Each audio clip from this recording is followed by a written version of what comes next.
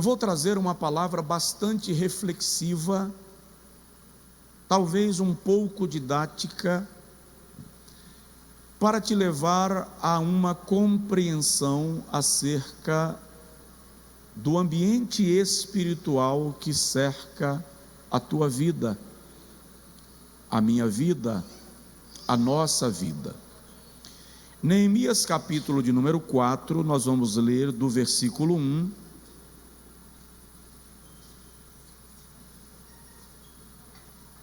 até o versículo de número 5.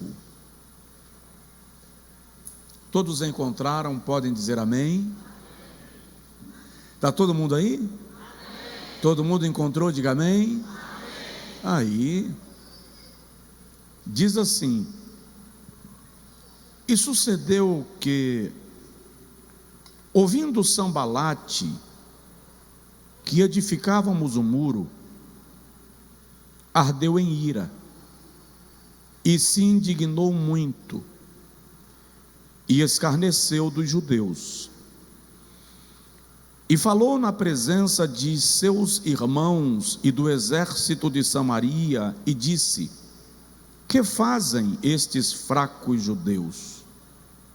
Permitir-se-lhes a isso? Sacrificarão? Acabá-lo-ão num só dia? Vivificarão dos montões do pó as pedras que foram queimadas? E estava com ele Tobias, o amonita, e disse: ainda que edifiquem, vindo uma raposa derrubará facilmente o seu muro de pedra. Ouve, ó nosso Deus, que somos tão desprezados, e caia o seu opróbrio sobre a sua cabeça, e faze com que sejam um despojo numa terra de cativeiro. Diga amém. Agora diga comigo: Senhor, fala comigo. Bendito Deus, a minha oração é: abre os nossos olhos, abre o nosso entendimento, pela tua palavra gera em nós discernimento, fala conosco e opera em nós, em nome do Senhor, amém. Senta um pouquinho, por favor. Se o irmão quiser manter a sua Bíblia aberta no texto que nós lemos, mantenha. Se você tiver um lápis ou uma caneta para fazer alguns pontinhos de destaque em alguns textos que nós vamos destacar no livro de Neemias, acredito que vai te ajudar. Eu quero falar um pouco, e hoje eu passei o dia dando uma lida e estudando, e colocando meu espírito à disposição de Deus, para trazer uma palavra de discernimento e compreensão, palavra que nós precisamos ter e receber para servir de diretriz para a nossa caminhada, para a nossa trajetória. Se eu fosse dar um tema, eu chamaria de as propostas do inimigo. Quais são as abordagens que Satanás nos faz de maneira muito discreta e que na maioria das vezes nós nem percebemos que ele está envolvido, mesmo porque na maioria das vezes nós esperamos que uma manifestação maligna se dê de forma terrorosa. Satanás vai aparecer com as presas saindo para fora, um rabo que na ponta tem uma seta, e ele joga fumaça pelas narinas. Essa é a nossa visão de uma obra maligna. Entretanto, a Bíblia Sagrada diz que Satanás pode até se transfigurar em anjo de luz. Então é preciso discernir e compreender toda a ambiência espiritual. Neemias é um dos grandes personagens da história sagrada. Na verdade, Neemias é um dos grandes personagens da história do mundo. Ele é considerado um dos maiores estadistas da história. Neemias surge no cenário da história de Israel num período ruim. A nação de Israel havia sido destruída pela Assíria. As 10 tribos foram levadas cativas e dispersas pelo império da Síria. 115 anos depois, aproximadamente, Judá também cai pela espada de Babilônia e já está há 70 anos no cativeiro. O texto sagrado diz para nós que Neemias exercia uma função muito elevada no Império Medo-Persa. Basta destacar que o Império Medo-Persa, que dominava o mundo de então, e que tinha sob o seu governo cerca de 180 nações, é sem sombra de dúvida o império mais portentoso de todos os tempos. Contava com mais de 1 milhão de soldados.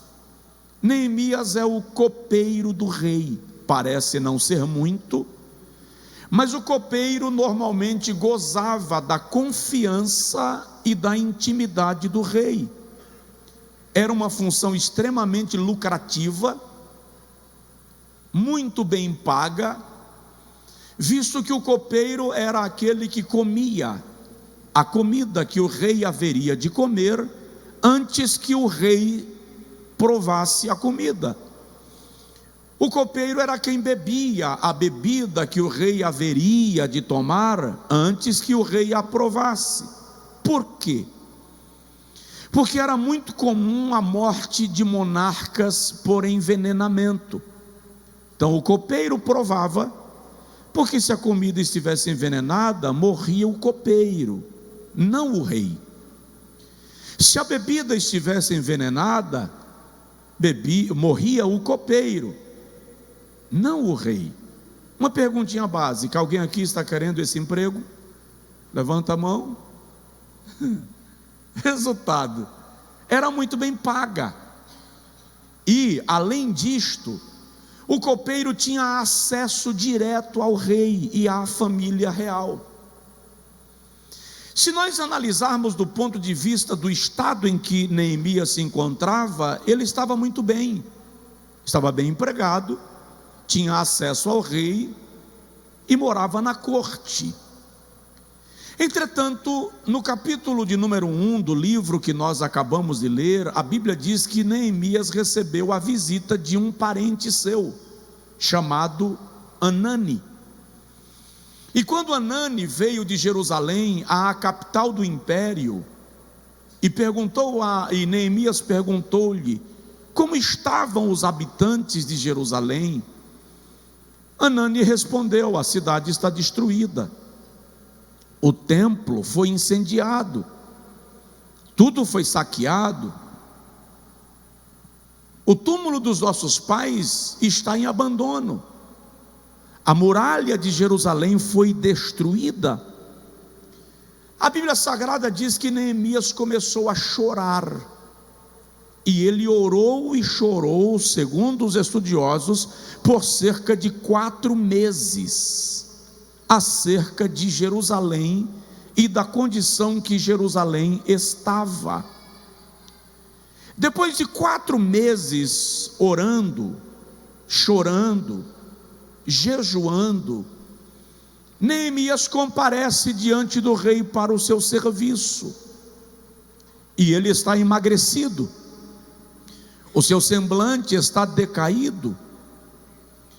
Então o rei Artaxerxes Longímano, conhecido como Xerxes, que na Bíblia é chamado de Assuero, O rei perguntou a Neemias porque o seu semblante estava abatido. Só para destacar e você entender, Assuero não era um nome, não um nome próprio. Assuero era um título dado aos reis da Pérsia, assim como Faraó aos reis do Egito, César aos reis e imperadores de Roma, e assim por diante. Quando Assuero pergunta a Neemias a razão do seu semblante decaído, Neemias responde: como posso estar alegre em minha alma, se a cidade dos meus pais está em abandono, está destruída? O rei pergunta a Neemias: o que você deseja? O que você quer fazer? E Neemias pede ao rei liberação para voltar a Jerusalém, a fim de empreender a reconstrução da cidade, a arrumação da cidade. E o rei não apenas libera Neemias, como lhe dá cartas para que ele vá e as províncias lhe permitam passar sem lhe atacar, e ele tem a autorização para arrancar árvores, a fim de preparar a estrutura da reconstrução da cidade. É muito interessante lembrar, irmãos, que Neemias é contemporâneo de Esdras. Eles fazem um trabalho simultâneo. No mesmo período de Neemias viveu Zacarias, Ageu, Malaquias, que são profetas que Deus levanta no mesmo período para impulsionarem o povo, ajudar a Neemias na obra que ele vai empreender. Presta atenção, Deus nunca te coloca numa grande missão sem levantar para você companheiros que vão te ajudar a concretizá-la. Provoca o seu vizinho e diz para ele: Deus vai levantar pessoas.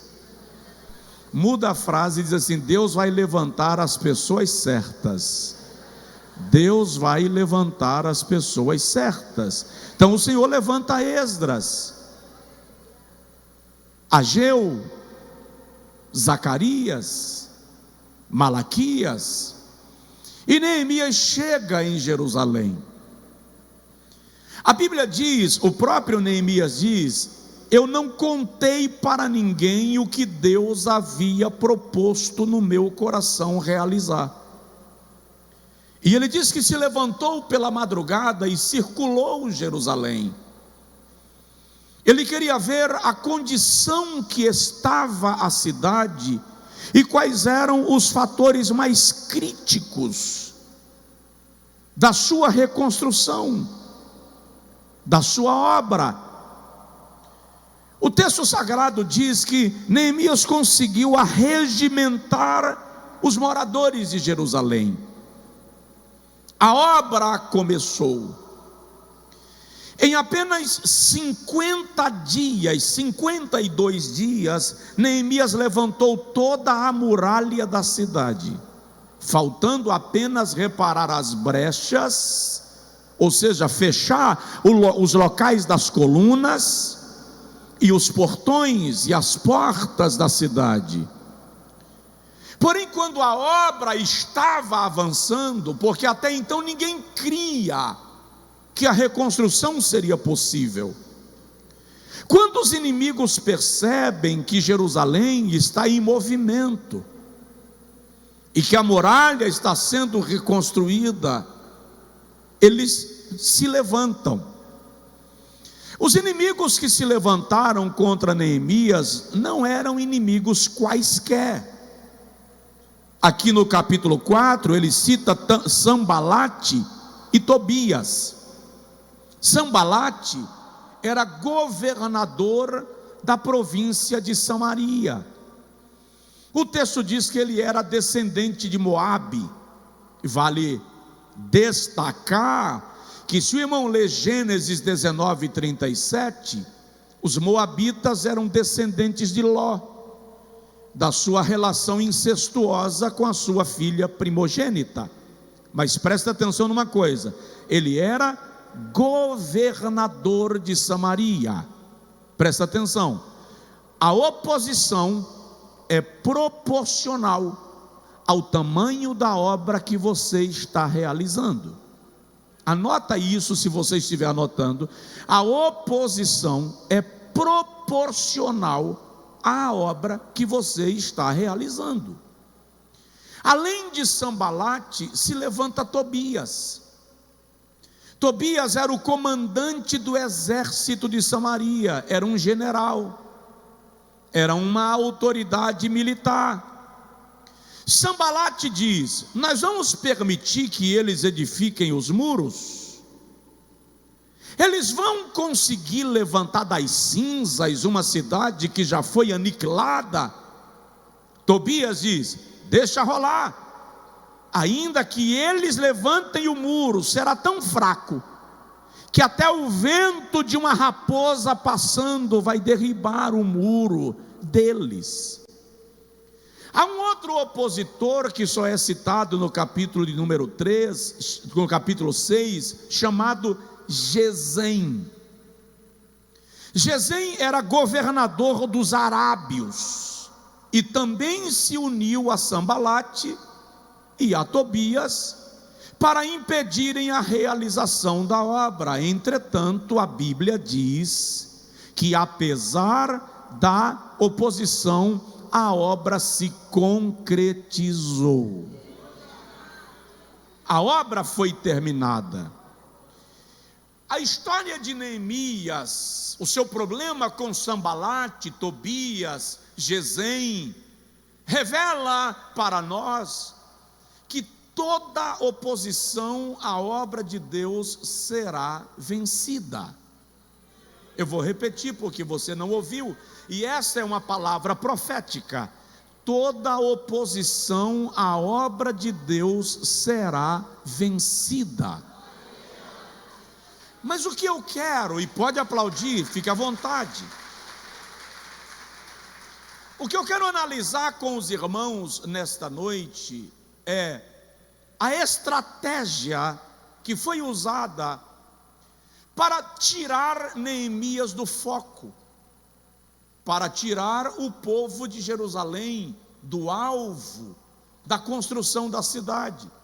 E devo te alertar que as estratégias que o adversário tem usado comigo, contigo, são mais ou menos as mesmas, tanto na nossa vida particular, quanto no nosso ministério e na obra que nós desenvolvemos. Então, eu quero que você entenda e perceba táticas, planos, artifícios que Satanás tem utilizado para te tirar do plano divino, do propósito divino. A primeira proposta do inimigo nesse texto aqui é a proposta de desânimo. Diga comigo, desânimo. Sabe, eu estava estudando sobre isto hoje e cheguei a uma percepção que eu jamais havia notado. A palavra desânimo vem do latim desanimus e significa sem alma. É quando Satanás ou o inimigo consegue ferir a tua alma de tal modo que você fica sobressaltado, você perde o contato com as suas emoções, não tem mais disposição de gerenciar nem a si mesmo.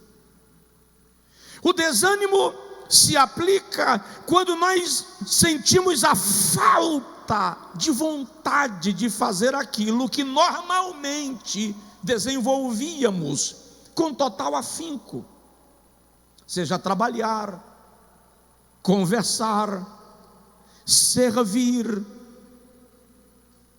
A depender do nível do desânimo, até a comida enoja. Você é tomado de um sentimento que parece preguiça, mas não é, é falta de força, falta de vontade. A tua alma foi roubada, você perde o estímulo, a motivação, é tomado por desalento e esmorecimento. O nosso adversário tem atuado com desânimo contra a vida de muitos de nós, e em muitas ocasiões. Você perde o ânimo em relação à igreja, perde o ânimo em relação ao serviço, perde o ânimo em relação ao chamado, perde o ânimo em relação ao trabalho, perde o ânimo em relação ao casamento. Você perde a vontade de fazer aquilo que antes te apetecia, te encantava, te apaixonava. Veja que no capítulo 4, versículo 1 a 3, que nós acabamos de ler, a tática do inimigo é desanimar a Neemias e os seus companheiros, dizendo: como é que vocês vão resgatar uma cidade que está em cinzas? Como vocês vão construir uma muralha que foi destruída e que as pedras foram queimadas? Mesmo que vocês consigam, será tão fraca que até uma raposa derriba. É uma estratégia clara do nosso adversário tirar de nós a alma, a vontade. Muitas vezes uma palavra te sequestra o coração. A palavra muitas vezes vem do cônjuge, do sócio, de um amigo, que não acredita na possibilidade de sair das muralhas caídas. Eu lembro-me, há muitos anos atrás, quando o Senhor falou comigo, que iria me levantar, iria me usar, e me levaria a nações da terra. Quando terminou a vigília, um amigo meu chegou para mim e disse assim, nós morávamos em Rodelas na época, meu pai pastoreava em Rodelas, e o amigo meu disse assim: tu acha mesmo que Deus vai te tirar desse fim de mundo e te levar para algum lugar nessa vida?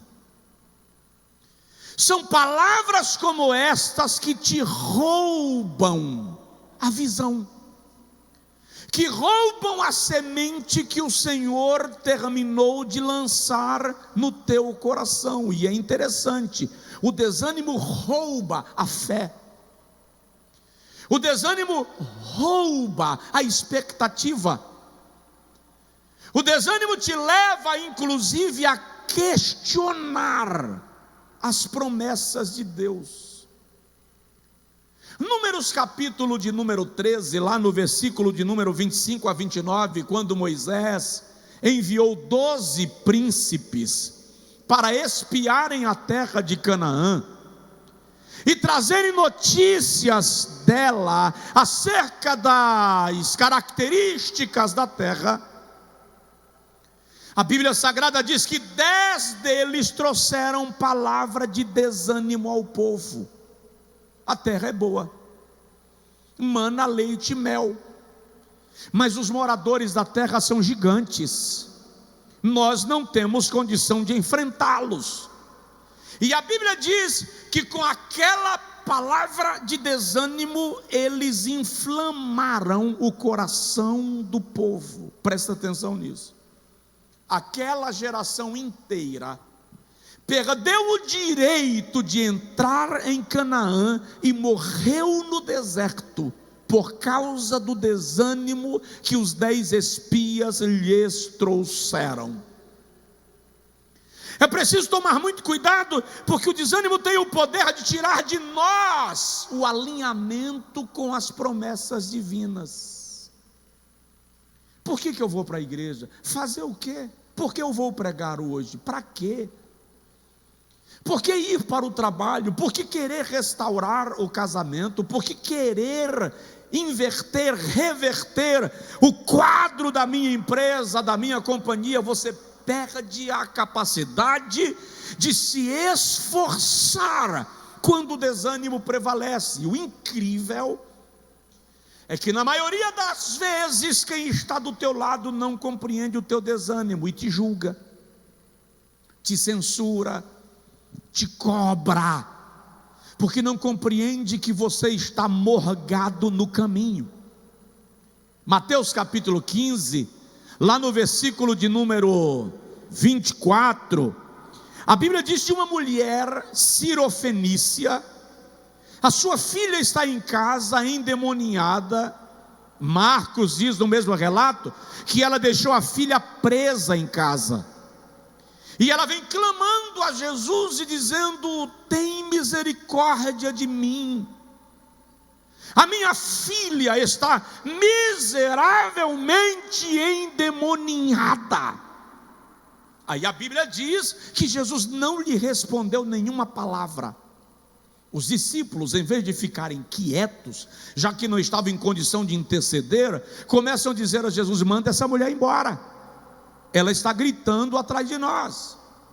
Talvez o seu desânimo seja por causa de um problema com um filho, com uma filha. E o mais incrível, na medida que você busca a Deus, quem deveria orar contigo diz para você que não tem jeito, diz para você que não vai recuperar. Lembra dos amigos de Jó? Tem amigo que são iguais aos de Jó. Bildade olhou para Jó e disse assim: teus filhos tinham que morrer mesmo, porque eles eram ímpios, iníquos. Imagina uns amigos desse quilate. Isso desanima, tira a vontade, rouba a paixão. Porém, maior é aquele que está conosco do que aquele que está contra nós. Dá uma provocada no irmão do seu lado aí, por favor, e diga para ele: anime-se, Deus está no controle, tenha ânimo. Diga só isso: tenha ânimo, tenha ânimo, aleluia. É incrível presta atenção, Satanás tentou desanimar a Jesus. Vou repetir: Satanás tentou desanimar a Jesus. Se ele tentou desanimar ao Cristo, tu acha que ele não vai te abordar? Mateus 16, 21, 22. Senhor, tem pena de ti mesmo, para de falar isso. Essa conversa de cruz, não, para com isso. Tem misericórdia de ti. Jesus disse: para trás de mim, Satanás. Tu não pensas nas coisas que são dos céus, mas nas que são da terra. É por isso que o compositor sacro diz assim: não desanimes, Deus proverá, Deus velará por ti. Não desanima. Esse desânimo que está roubando o teu coração, sobressaltando a tua alma, tirando a tua vontade, é o nosso adversário te atacando com nuvens densas para sugar a tua força. Mas tenha ânimo. Salmo 84 diz que o justo vai de força em força. O Senhor te fortalece, o Senhor te aquece, o Senhor te abastece, o Senhor te patrocina, o Senhor te cobre, o Senhor te ajuda, porque Ele é Deus. Aleluia, glória a Deus. O segundo ataque do inimigo, a segunda proposta é de medo. Você vai vencer o desânimo. Meu Deus, só 2 pessoas concordaram. Eu vou repetir que é para eu dar uma segunda chance. Você vai vencer o desânimo. O adversário vai querer te amedrontar, vai te ameaçar, vai rosnar contra a sua vida. Neemias capítulo de número 4, versículo de número 7, coloca um pontinho no texto, fica atento, porque você pode estar sob um desses tipos de ataque. Neemias capítulo 4, versículo 7 diz assim: e sucedeu que, ouvindo Sambalate e Tobias, e os arábios, e os amonitas, e os asdoditas, que tanto ia crescendo a reparação dos muros de Jerusalém, que já as brechas começavam a tapar, iraram-se sobremodo, versículo 8, e ligaram-se entre si todos, para virem atacar a Jerusalém, e para os desviarem do seu intento. Olha o versículo 12, e sucedeu que, vindo os judeus que habitavam entre eles, 10 vezes nos disseram que de todos os lugares se voltavam contra nós. Você já sentiu medo de fazer algo que faz parte do seu propósito e da sua trajetória? Deixa eu te falar, a pandemia passou. Na pandemia eu preguei como nunca, e eu preguei com a igreja vazia, como se estivesse pregando num estádio lotado. Preguei na sala de mídia uma certa feita de forma tão fervorosa, que Johnny chegou no estacionamento da igreja e ouviu eu pregando na sala de mídia e falou: a sala deve estar cheia. Quando chegou lá só estava eu e Timóteo. Quando as coisas voltaram ao normal, eu estava pregando um dia no culto em Salvador, e ao final do culto recebi a mensagem de um pastor amigo. Ele é um bispo anglicano. Esse pastor é psicólogo, psiquiatra e psicanalista. E ele me escreveu e disse assim: eu estava no culto hoje à noite. Eu disse para ele: como eu não te vi? Ele disse: eu não fui para você me ver, eu fui para lhe analisar. Eu até brinquei e falei com ele: isso é pecado, ficar analisando os outros enquanto prega, não vale. E ele disse assim: se cuide. Todos os líderes que suportaram o período da pandemia sem desânimo trouxeram sobre si uma sobrecarga tão grande que em algum momento eles poderão sucumbir nas próprias emoções. Faça um acompanhamento, analisa como você está. Mas eu estava bem, e eu não tinha que me preocupar com a análise dele, não senti nada, a não ser no dia do Covid, quando eu tive Covid, que eu me vi doido, quase que o anjo abre a porta.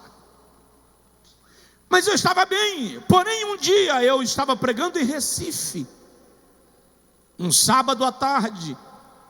Me ligou um pastor amigo de São Paulo e disse: preciso de você em São Paulo amanhã pela manhã, venha me socorrer. E eu disse: tudo bem, eu irei. Não foi tão simples, eu tentei argumentar, mas a necessidade dele era de fato séria, e eu embarquei para São Paulo. E durante o voo eu estava lendo um livro, e de repente eu percebi que eu não estava conseguindo ler, porque as minhas mãos estavam tremendo demais.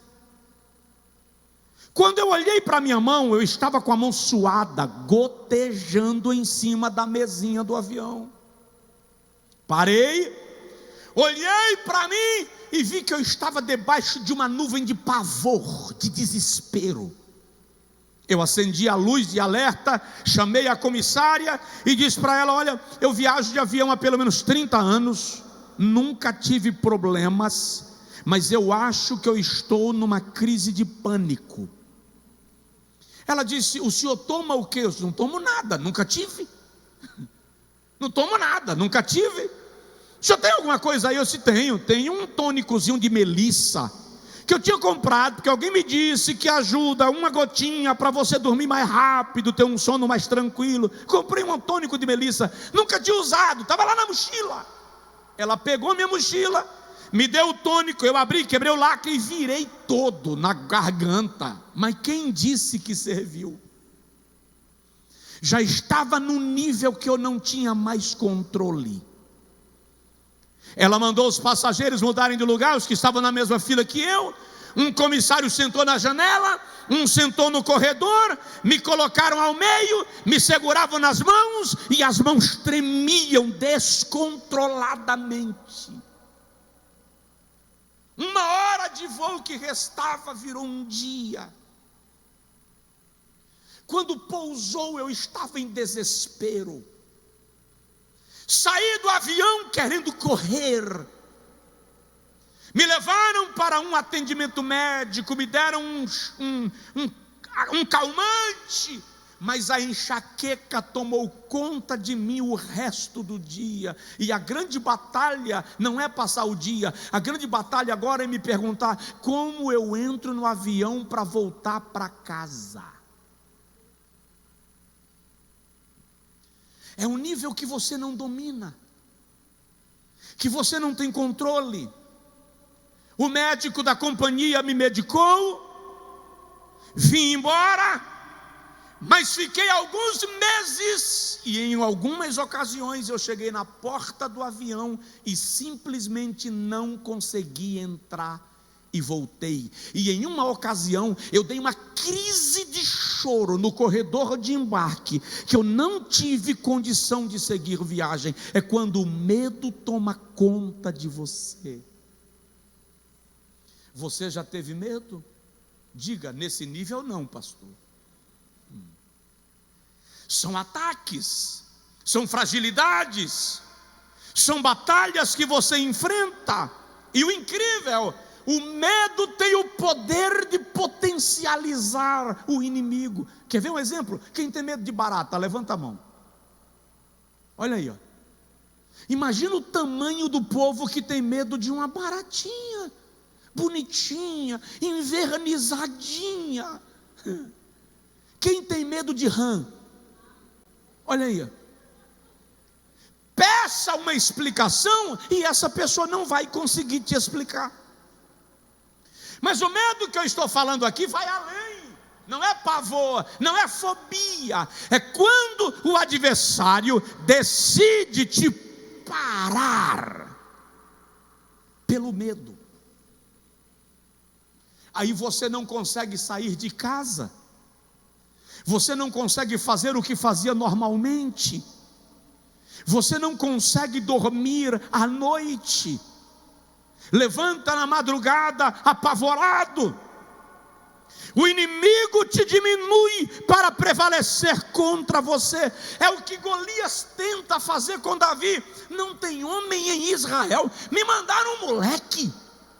Eu vou dar o teu corpo para as aves de rapina, eu vou dar o teu corpo para os abutres. É a tentativa de amedrontar a Davi. Mas Davi diz: eu venho contra ti em nome do Senhor dos exércitos. Preste atenção. Por causa do desânimo, uma geração inteira de israelitas foram tomados pelo medo e não conseguiram sair do deserto. O medo te aprisiona naquilo que você mais teme. O medo te aprisiona naquilo que você mais teme. Quando você foca no medo, você perde a visão de Canaã e fica olhando para o gigante. Mas recebe esta palavra: o Senhor é o meu pastor, nada me faltará. Deitar-me faz em pastos verdejantes, guia-me mansamente pelas águas tranquilas, refrigera minha alma. Guia-me pela vereda da justiça, por amor do seu nome. Ainda que eu ande pelo vale de sombra e de morte, não terei medo de nada. Não terei medo de nada. Olha o Salmo 91. Deus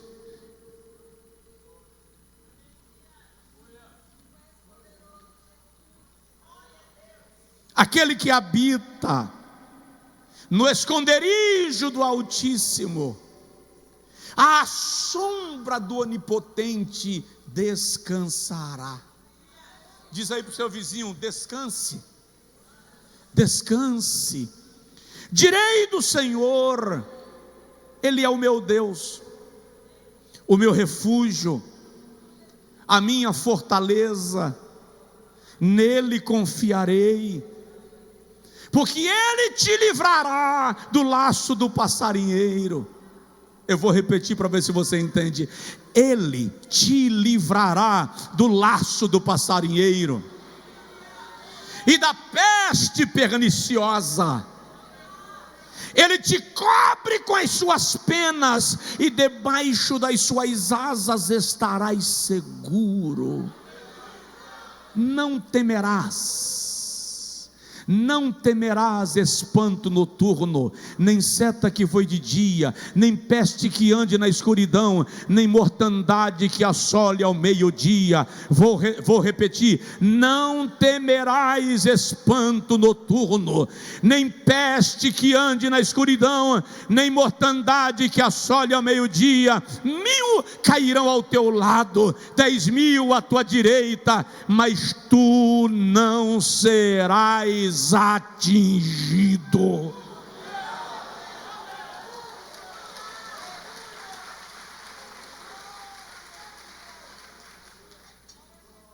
O inimigo quer te parar pelo medo. Você vai vencer. A terceira proposta do adversário contra Neemias está no capítulo 5. Já que Neemias venceu o medo, venceu o desânimo, agora a estratégia de Sanbalate, a estratégia interna é dividir o povo. Coloca o povo uns contra os outros. Irmão, presta atenção. Nós não somos fracos quando somos atacados de fora para dentro. Nós somos enfraquecidos quando atacamos uns aos outros.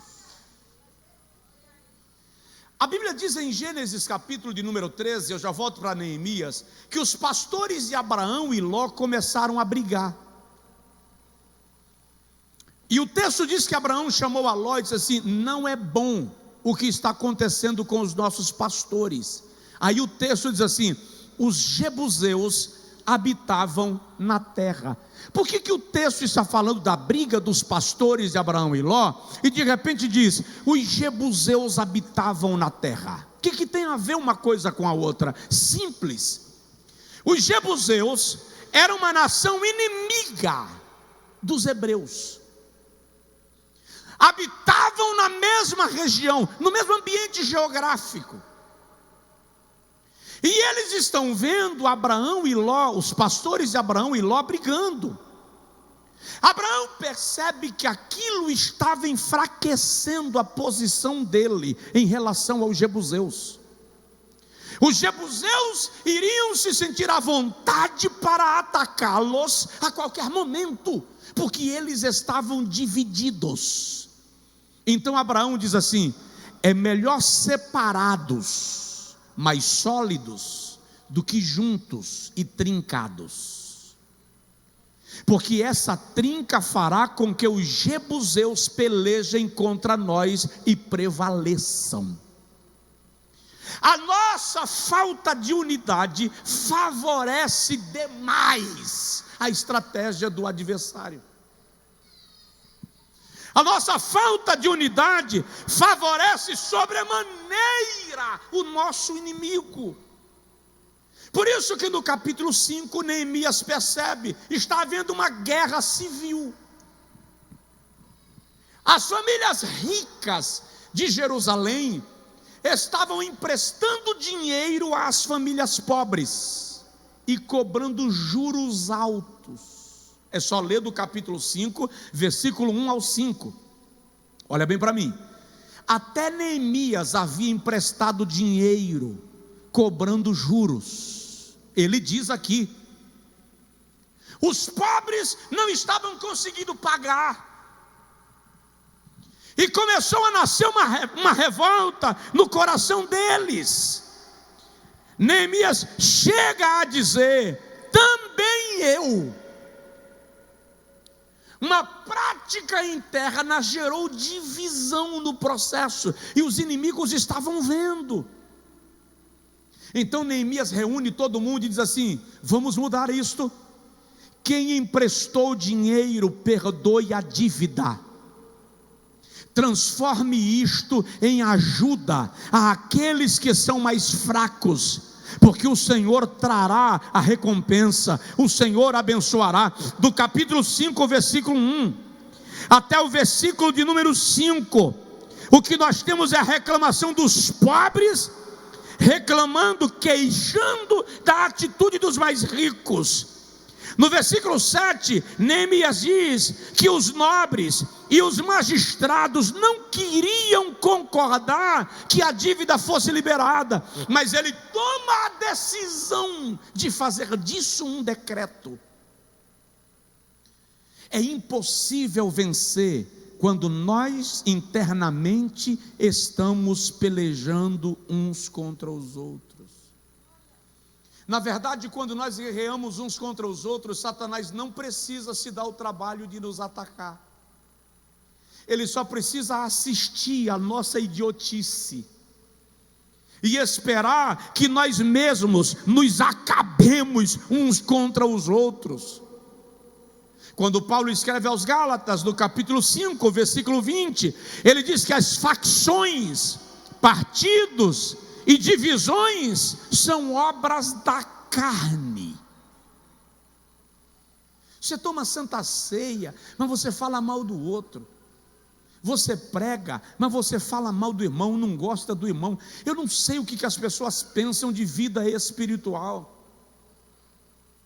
Elas acham que podem desfrutar da operação do Espírito Santo, agindo de qualquer maneira e se esquecendo que nós somos membros do corpo de Cristo.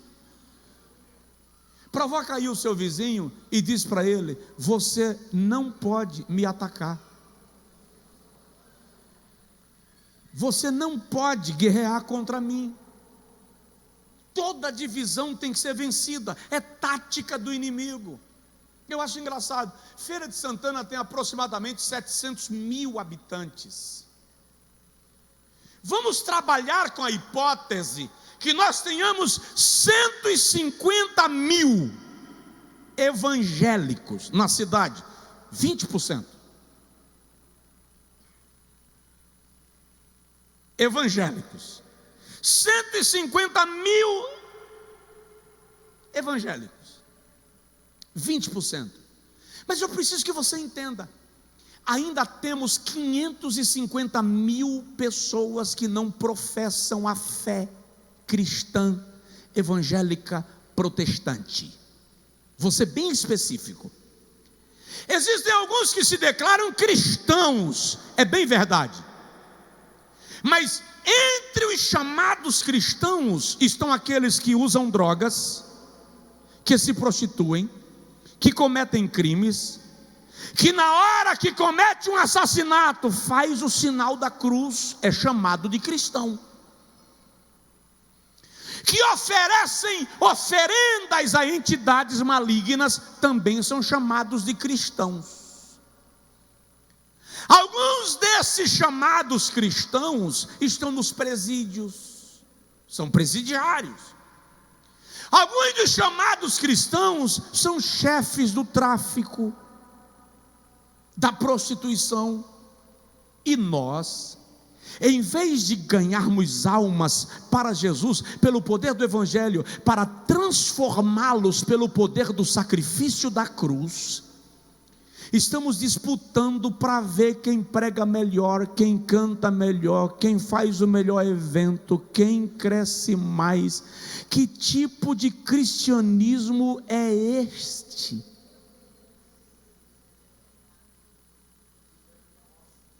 Que tipo de cristãos somos? Que modelo de igreja queremos ser?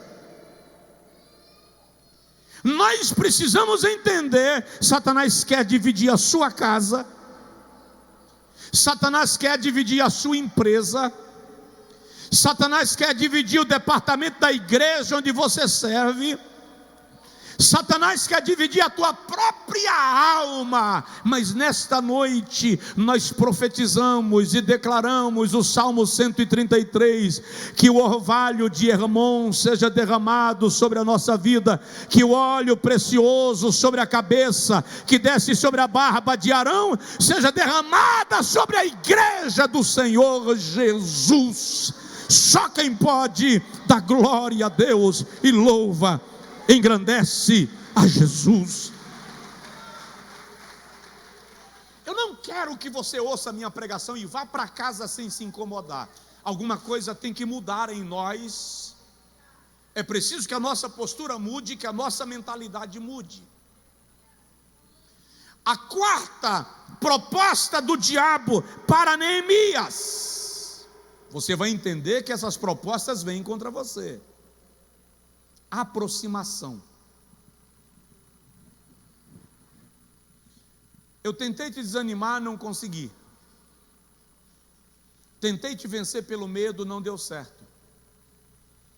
Coloquei vocês para brigarem um contra os outros, vocês descobriram. Tive um sonho essa semana, voltando aqui para o ponto da divisão. No sonho que eu tive essa semana, eu estava nessa posição aqui no púlpito, mas eu não estava pregando, eu estava apenas segurando o microfone, como se eu fosse dirigir o culto. E passou aqui na frente do púlpito uma galinha, mas em vez de penas, ela tinha cristais, pontiagudos, como agulhas. Ela não fez nenhuma bagunça, mas eu me revoltei com a presença dela e pulei em cima dela e consegui pegar pelos pés. Quando ela virou para mim, o bico também era cristal, e a galinha disse assim: agora eu vou embora, me solta, você me descobriu. Eu disse: vai não. Levantei com ela pendurada, cheguei ali no estacionamento, joguei por cima do muro. E eu ouvi quando os cristais quebraram no calçamento do outro lado. Mas aí eu lembrei, se eu não quebrar os cristais todos, ela vai para outra igreja. E eu corri, saí por aquele portão de pedestre e consegui pegar ela de novo e comecei a batê-la no chão, quebrando cada cristal. Quando ela estava completamente despenada, sem nada, partiu correndo desnorteada, porque os cristais estavam todos quebrados. É preciso que você entenda que muitas vezes Satanás simplesmente passeia como galinha de cristal, causando bagunça e estragando a obra do Senhor Deus. Diga comigo em nome de Jesus, diga assim: em nome de Jesus, nós repreendemos todo espírito de divisão, de contenda e de perturbação na obra de Deus.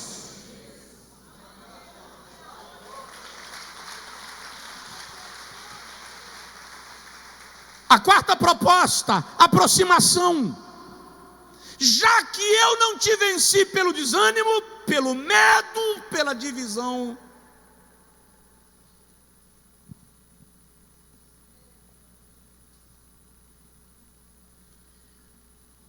não gosto de você, mas seja meu amigo. O inimigo vai sempre, quando não te vence pelo medo, pelo desânimo ou pela divisão, vai querer fazer uma aliança com você, para ter acesso à tua casa, para ter acesso à tua mesa, para ter acesso à tua intimidade, para poder te golpear de perto, já que de longe ele não conseguiu. Observe o seguinte, a Bíblia diz em Neemias, capítulo de número 6, Está escrito do versículo 1 ao 4 assim: sucedeu mais que, ouvindo Sambalate, Tobias, Gesem o Arábio e o resto dos nossos inimigos, que eu tinha edificado um muro, e que nele já não havia brecha alguma, ainda que até esse tempo não tinha posto as portas dos portais. Sambalate e Gesem enviaram a dizer a mim: vem, vamos fazer uma reunião juntos, congreguemo-nos juntamente nas aldeias no vale de Ono. Porém, intentavam me fazer o mal. Chamaram Neemias para uma conferência: vamos fazer um pacto, vamos nos unir. Mas na verdade, Neemias diz: eles queriam me fazer o mal. E eu lhes enviei um mensageiro dizendo: estou fazendo uma grande obra, não posso descer. Diga comigo: estou fazendo uma grande obra, não posso descer. Fala com mais vida: estou fazendo uma grande obra, não posso descer. Quando você vê que o seu pastor não desceu, é porque o seu pastor tem consciência da obra que ele está fazendo. Entenda isso.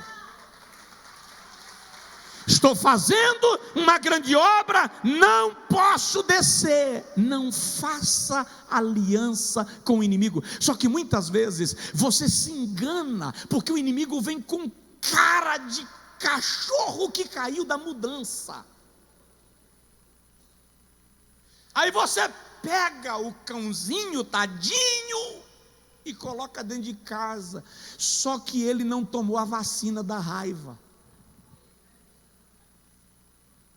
Daí a pouco você é atingido. Josué caiu nisso, gente. Josué capítulo 9, no versículo 3 a 21, a Bíblia diz que Josué fez aliança com os gibeonitas, sem consultar ao Senhor.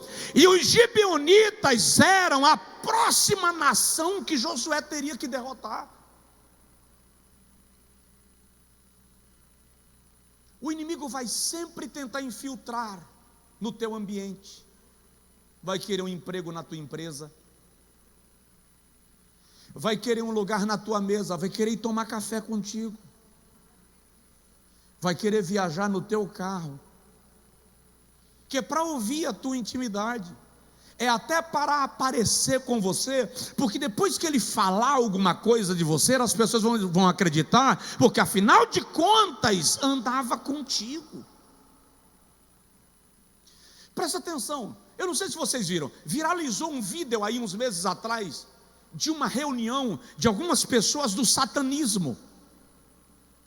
E nessa reunião, uma moça diz assim: a melhor maneira de infiltrar nas igrejas é se candidatando ao ministério infantil, porque toda a igreja está querendo pessoas para cuidar das crianças.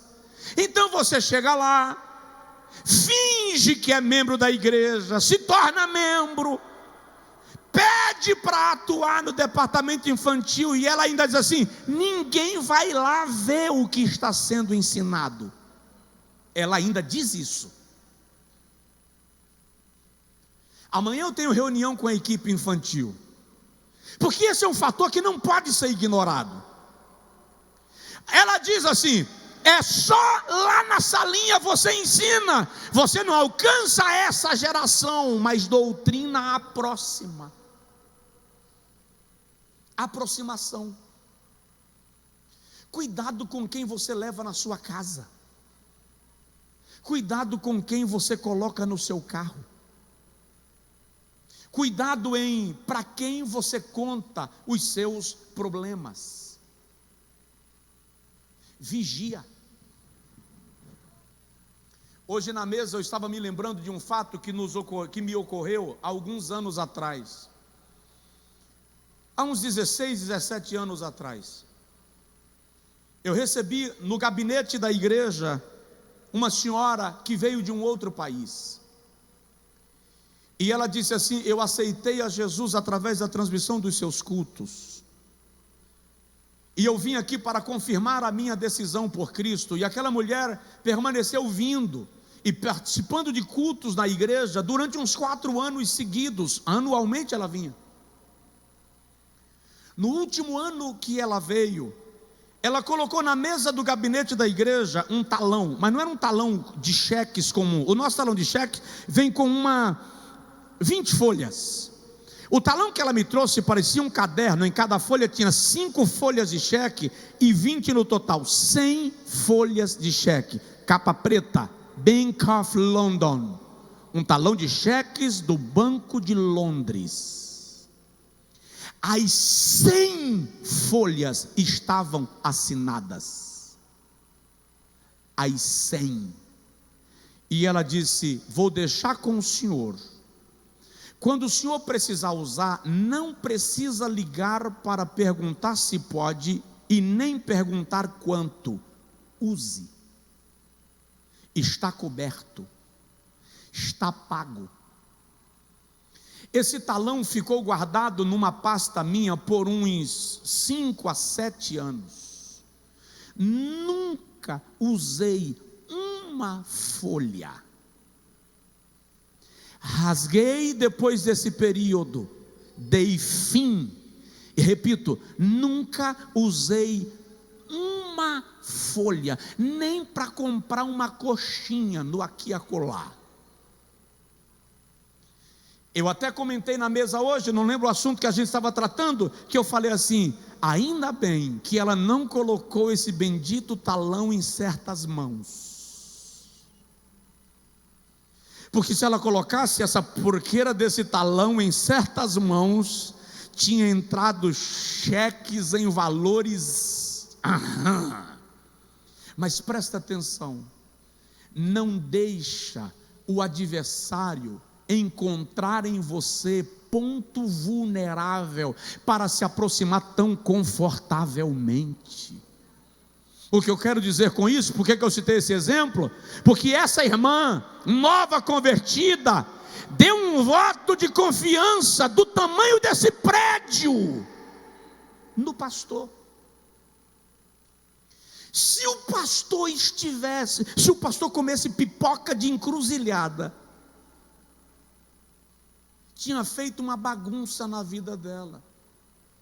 Vigia para quem você empresta seu cheque, vigia para quem você empresta seu cartão, vigia a quem você vai ser fiador, vigia quem você coloca na tua mesa para comer o teu pão, vigia quem entra no teu carro, quem você vai contar que você está brigado com a tua mulher, brigado com o teu marido. Vigia, não deixa Satanás te ludibriar pela aproximação. O inimigo, presta atenção, cobra muda de pele, mas continua sendo cobra. Desculpa o radicalismo. Rato não vira coelho, abelha não vira beija-flor. Você tem que entender que há males que estão na natureza do inimigo. Se ele não for moído, esmagado, tem gente que só muda se morrer. Estou mandando matar ninguém não, tá?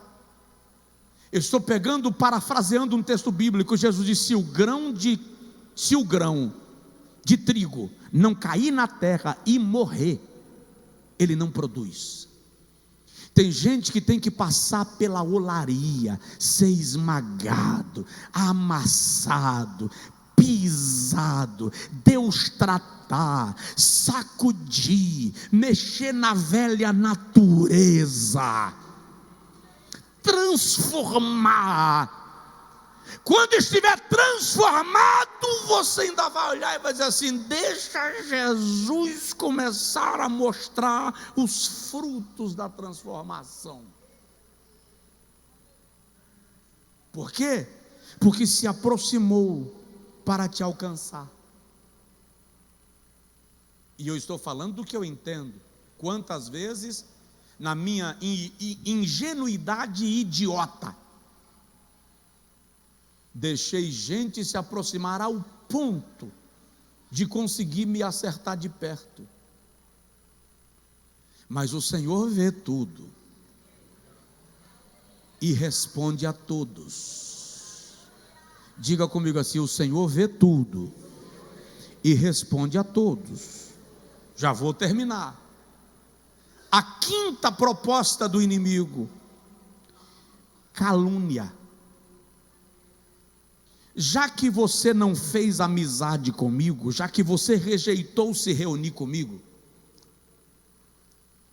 já que você não me deu a oportunidade, aí no versículo 5, capítulo 6, versículo 5, então Sanbalate, da mesma maneira, pela quinta vez, me enviou o seu moço com uma carta aberta na mão, na qual estava escrito: ouvimos dizer entre os povos, e Gesem também ouviu, que tu e os judeus estão planejando uma revolta contra o império, para edificares o muro, e que tu te farás rei deles, segundo estas palavras. Presta atenção nisso. Sabe por que Jerusalém caiu? Babilônia não derribou Jerusalém quando entrou. Babilônia entrou em Jerusalém, conquistou a cidade, destituiu o reino, levou o rei para a Babilônia e colocou um governador. Aquele governador foi assassinado 3 meses depois. Um novo rei assumiu o trono, e 10 anos depois, aquele rei provocou uma revolta contra a Babilônia. Aí Nabucodonosor vem com gosto de gás e passa fogo em Jerusalém. Essa acusação de Sanbalate é grave, porque Sanbalate está dizendo: eu vou mandar dizer ao rei Nabucodonosor, vou mandar dizer ao rei Medo-Persa que você está planejando uma revolta em Jerusalém. O que ia acontecer? Neemias seria morto, Jerusalém seria atropelada outra vez. A calúnia é grave, a calúnia é séria. Neemias sabia a gravidade da ameaça que ele estava sofrendo, mas Neemias ora, e na oração Neemias diz assim, versículo 7, ele diz assim: tu pusesses profetas para pregarem que tu és rei em Jerusalém. Aí Neemias diz no versículo 8: eu mandei dizer-lhe, tudo que dizes é invenção tua, tu estás mentindo. O adversário sempre vai tentar te desanimar pela calúnia. Você vai perder a vontade, porque a maior desgraça da calúnia é que ela não tem pai, não tem mãe, e o caluniador nunca senta para mostrar a base da sua acusação. Presta atenção, disseram que Jesus era glutão. Ser glutão na cultura judaica era como se assentar em orgias, participar de festas de orgias. Chamaram Jesus, dizia que Jesus comia com publicanos e pecadores, que ele frequentava a boca do lixo da sua época, que ele comia e bebia com publicanos e prostitutas em geral. Mas Jesus permaneceu focado no Gólgota. Deixa eu te explicar uma coisa. Esses dias eu me deparei com um pastor que abandonou o ministério, veio aqui, estava aí no meio da igreja. Depois do culto ele me procurou e disse: abandonei o ministério e não quero saber de igreja, eu não quero saber de crente. Eu não abandonei Jesus, pastor, mas eu não quero crente perto de mim. Eu vim aqui porque Deus tem falado comigo através da sua palavra. Eu fui muito caluniado, eu não suportei. A minha mulher entrou em depressão. Aí na hora que ele estava falando, a irmã que o trouxe bateu no meu ombro e disse assim: conversa com ele, pastor, porque o senhor pode aconselhar ele. Não desanima, porque Satanás armou contra você. Deus não é menino. Diz aí para o seu vizinho: Deus não é menino. Ele está vendo. A Bíblia diz que Jesus, quando injuriado, não injuriava, entregava-se àquele que julga retamente. Sacode o vizinho de novo, fala com ele assim: você vai vencer.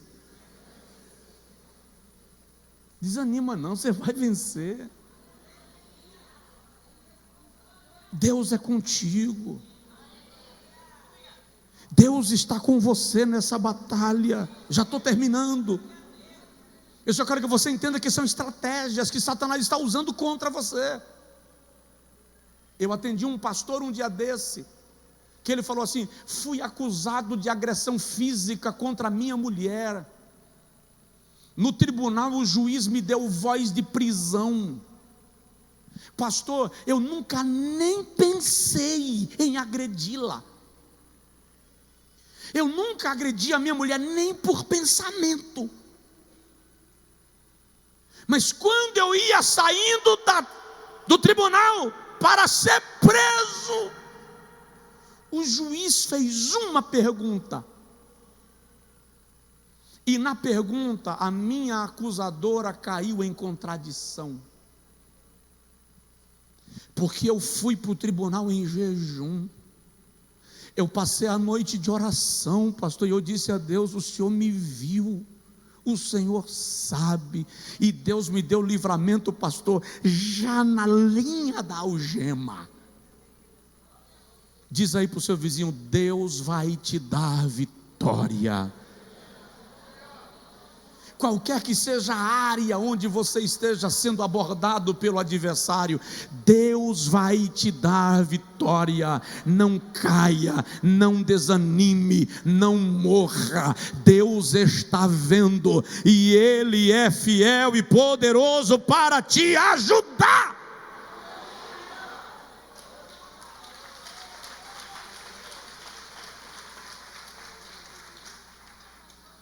Eu termino sem comentar, dizendo mais duas estratégias para você entender. A sexta é infiltração. Mais do que se aproximar, o inimigo vai querer entrar no teu habitat, vai querer fazer amizade com você, está no teu dia a dia. Números capítulo 6, versículo 10 a 13, e eu não vou ler. A Bíblia diz que Sambalate contratou profetas, pagou profetas, subornou profetas. Neemias 6, 10 a 13.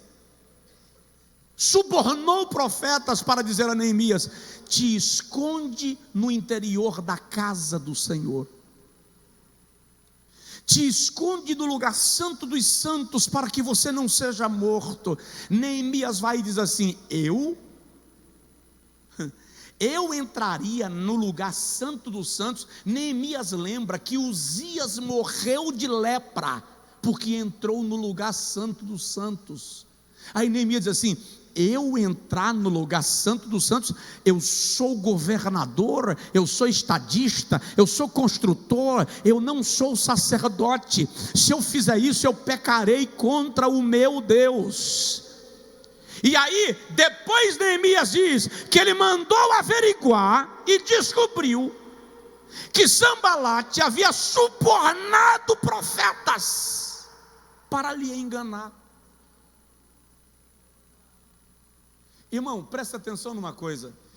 Só quem já teve tempo sem fazer nada vai entender o que eu estou falando. Você já viu gato correndo atrás de rato? Já percebeu que quando o gato pega o rato, ele faz um estardalhaço, mas ele pega o rato. Mas ele não pega e come na hora. O gato brinca com o rato, lambe, dá umas mordiscadinhas assim carinhosas, empurra com a pata direita, como se dissesse: está liberado. Aí puxa com a esquerda, como se dissesse: senti saudade. Aí passa a cauda no rato. Tem um momento que o rato fica tão à vontade, que ele fica com as perninhas para cima. Aí o gato lembra da fome.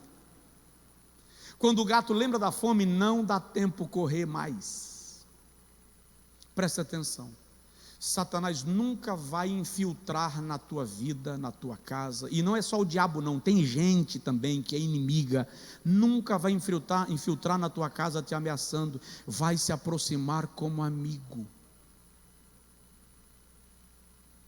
e você vai baixar as armas. Essa é uma estratégia tão comum, que os investigadores da polícia utilizam para arrancar confissões dos seus investigados. Entende? Você precisa ficar atento com a infiltração. Quando Balaão não conseguiu amaldiçoar a Israel, isso está em Números capítulo 25 até o capítulo 27, não dá para ler agora. Números capítulo 25, 26 e 27. E a explicação do texto vem lá no capítulo 31, versículo 16. Presta atenção. Moisés só matou 3 homens na vida. O só aqui, porque Moisés está dentro de um contexto de guerra, tá? Moisés não ia para a guerra. Moisés matou um egípcio, quando morava no Egito. Ele matou Og, rei de Bazã, que é considerado o maior gigante da Bíblia. E Moisés matou a Balaão, o profeta. Por quê? Moisés diz, foi ele quem levou os filhos de Israel a pecarem contra as moabitas, com as moabitas, porque quando Balaão viu que não dava para amaldiçoar Israel, ele chamou Balaque e disse, vou te dar uma ideia, as mulheres de Moabe são famosas pela sua sensualidade, infiltra elas no arraial dos hebreus para seduzir os filhos de Israel, e eles se prostituirão com elas, e se eles se prostituírem com elas, a mão de Deus se voltará contra eles. Você precisa entender que o culto não é blindado, a igreja não é blindada, pessoas de todos os tipos, sortes, propósitos e intenções vêm. É você quem precisa estar blindado. A sua mente tem que estar blindada. O seu coração tem que estar protegido. Diga comigo, na minha vida, na minha casa, na minha vida espiritual, eu repreendo essa estratégia do maligno. Fica de pé, por favor. Última proposta do inimigo: perda da visão. Neemias 4:10 diz assim: os muros já estavam construídos. Tem alguém aí? Os muros já estavam construídos, mas os construtores chegam para Neemias e dizem: não dá para continuar construindo. E Neemias pergunta: como? Por quê? Eles dizem: porque o entulho é muito, tem muito destroço. Eles já tinham construído o muro, e agora eles estão olhando para o entulho. Toda obra tem entulho. Se você olhar para o entulho, você para a obra que você está fazendo. Pedro parou de olhar para Jesus e olhou para as ondas e afundou. Pergunta para a pessoa do seu lado: para onde você está olhando? O entulho é muito. Gente, aqui e acolá, presta atenção, eu sou pastor, mas eu sou gente. Como dizem por aí, corre sangue nas veias. Eu tenho emoções. Você sabia que às vezes eu me flagro totalmente desanimado? Você sabia que muitas vezes eu me flagro com medo? Às vezes eu me flagro tão frustrado que dá vontade de parar. Às vezes eu olho para o entulho. E detalhe, e tem gente às vezes que ainda chega e pega um palito de fósforo e abre meu olho e diz assim: olha para o entulho. Porque de vez em quando alguém chega e diz assim, essa semana alguém diz assim: pastor, O senhor já parou para analisar que para o senhor não vale a pena ficar preso numa igreja? O mundo lhe quer. Alguém chegou e me disse isso. É alguém te mostrando o entulho. Não é que a igreja é entulho, mas na igreja tem entulho. A igreja não é entulho, mas na igreja tem entulho. Outro dia alguém chegou para mim e fez assim: você já parou para analisar que tudo que você tinha, você investiu na igreja? Aí você olha e vê entulho. O outro chega e diz assim: você sabia que fulano falou mal de você e está acabando contigo? Aí você olha o entulho. E você começa a ver tanto entulho que você diz assim: o mar não presta, a praia é suja. Gente, a praia de Cabo Sul é limpa? Não? Ok. Se a praia de Cabo Sul é suja, não significa que o oceano é sujo. Você tem que entender que existe um lugar que alguém não cuida, mas o todo não cumpre a mesma lei, não cumpre a mesma regra. Você se decepcionou com uma praia? Encontrei um camarada esses dias, ele estava comigo, ele fez assim: no dia que eu fizer turismo, nunca vou para o Nordeste, prefiro ir para a Europa. Eu falei: por quê? Porque eu fui na cidade X e não suportei. Eu não vou dizer o nome da cidade, que é para eu não estar arrumando problema. Eu disse assim: você está transformando o Nordeste numa cidade. Aí eu disse para ele: você já foi em Salvador? Não. Maceió? Não. Recife? Não. João Pessoa? Também não. Fortaleza? Pelo menos Fortaleza? Não, nunca fui. Maragogi? Não, nunca fui. Você não conhece o Nordeste? Entende? Você se decepcionou com algo ou com alguém, porque na igreja pode haver entulho. Nós estamos em reforma, gente. Tem buraco ali do outro lado, para todo lado. Tem entulho, está me irritando às vezes, porque você chega e sente cheiro de poeira. Tem entulho. Mas diga assim: estamos em reforma. Agora vira para o seu vizinho e diz assim: eu estou em obras. Obra tem entulho, gente. Olha para seu marido, para sua mulher, que tem hora que se irrita com você, e diz para ele: meu filho, eu estou em obras, eu estou num processo de transformação, eu não sou completo. O telhado está sendo mexido, a instalação também, as tubulações estão sendo mexidas, e de vez em quando pode até aparecer barata, porque nós vamos cavar, e aí pode ter um cano estourado, mas daqui uns dias a obra estará completa. Olha o que a Bíblia diz: aquele que em vós começou a boa obra, a completará. Não perca a visão. Não perca a visão. Eu vou repetir: não perde a visão. Eu queria que vocês vissem o que eu vejo.